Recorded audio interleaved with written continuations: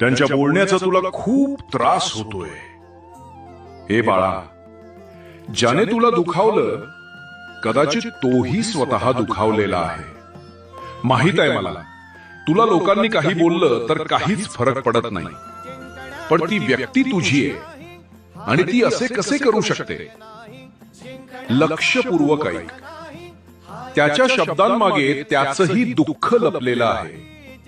तू जर त्याला समजून घेतलंस तर तुला समजेल. पण ऐक, प्रेम म्हणजे व्यवहार नाही. मी दिलं म्हणून तू पण दे असं नाही चालत. बाळा, प्रेम म्हणजे नदी. ती वाहते, देत राहते. पण जर तिला रोखलं, अडवलं तर ती पूर बनते. बघ, तुझंही तसेच झालंय का?